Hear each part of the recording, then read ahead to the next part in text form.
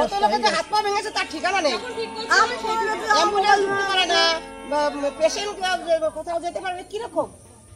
এই রাস্তা নিয়ে মূলত এখন প্রত্যেকের বাড়িতেই বয়স্ক মা বাবা আছে, বয়স্ক লোকেরা আছে। মেন রোড এটা দিয়ে ভ্যান টোটো অটো কিচ্ছু যায় না, আমাদের ঘুরে যেতে হয়।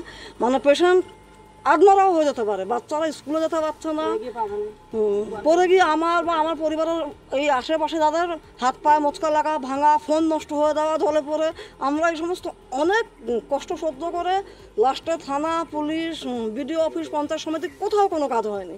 লাস্টে আমাদের পাড়ার ঐক্যতা নিয়ে টাকা পয়সা কালেকশন করে বড়দের সমস্ত গার্জেনদের নিয়ে এই রাস্তা মহিলারা নিজেরা আমরা তৈরি করেছি যে মোটামুটি আমরা হেঁটে যাতায়াত করতে পারি।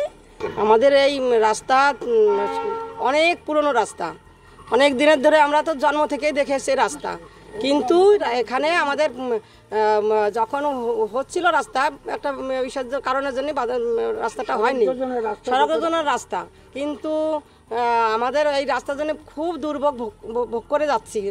বাচ্চারা স্কুলে যাওয়া, রেশন তোলা, পেশেন্ট নিয়ে যাওয়া, এই রাস্তা মেইন রাস্তা আমাদের, মানে হাজার হাজার লোকের রাস্তা এটা, সেটা আমাদের এইভাবে আমাদের হয়ে রয়েছি, মানে জল হয়ে যায়, সামান্য একটু বৃষ্টি হলেই জল জমে যাচ্ছে, সে কোনোভাবে আমরা যেতে পারছি। চটি পরে কেউ একটু ট্রেন ধরবো, ট্রেনের পাশেই কিন্তু আমাদের এই রাস্তাটা একদম স্টেশনের কাছে, অথচ আমরা এমনভাবে আছি কি বলবো।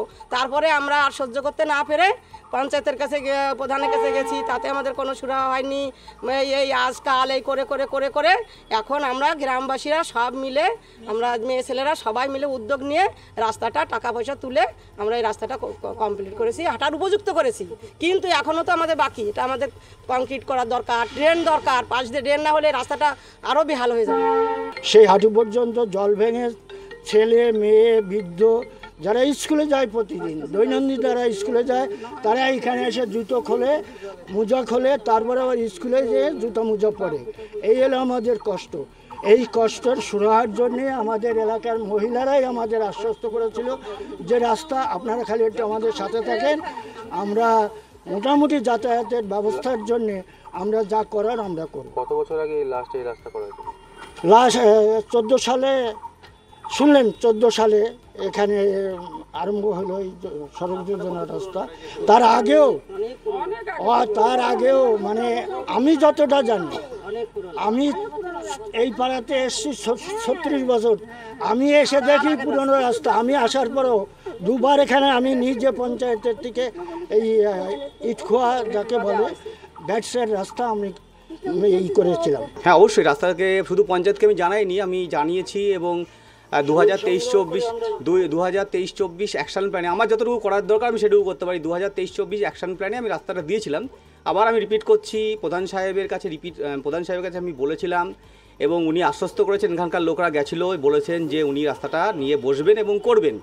এবং আমার যেটা ক্ষমতা আছে, আমি একটা রাস্তার প্রজেক্ট দিতে পারি 23-24, মানে যে কোনো একটা অ্যাকশন প্ল্যানে, যেটা আমি দিয়েছি 23-24 সালে। সেখানে কিছু এবার টাকা অ্যালটমেন্ট বা কাজ হবে, সেটা দেখবে কি প্রধান সাহেব।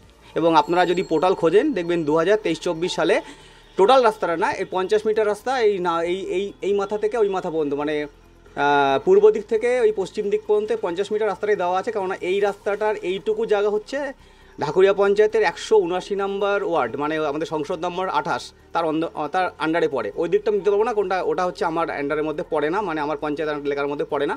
আর বাকি যে রাস্তা এখানকার জনসাধারণ করেছে, কেন দুর্বিষহ যন্ত্রণার মধ্যে অনেক বছর ওরা কাটিয়েছে, সেক্ষেত্রে আমার কিছু এখানে করার নেই। আমি এনাদের মতো করে মহিলারা তাদের শক্তি, সমস্ত মহিলারাই তাদের দীর্ঘদিনের মানে তাদের প্রবলেমটা তারা নিজেরাই চেষ্টা করেছেন সলভ করতে, যে আমরা হাঁটতে পারছি না। এরা অভিযোগ জানিয়েছিল, কিন্তু আমার দিক থেকে আমার কিছুই করার নেই, এখানটায় আমি কিছু করতেও পারিনি, কিন্তু এরা নিজেদের স্বেচ্ছা নিজেদের কাজটা করে নিয়েছে। আমাদের যে রাস্তাটার কথা বলছেন, সেই রাস্তাটা দুবার স্যাংশন হয়েছিল এবং দুবারই ওয়ার্ক অর্ডার ইস্যু হয়েছিল, এবং তার ওই পোর্শনটুকু বাদ দিয়ে বাকি সব জায়গাটাই হয়ে গেছে রাস্তাটা।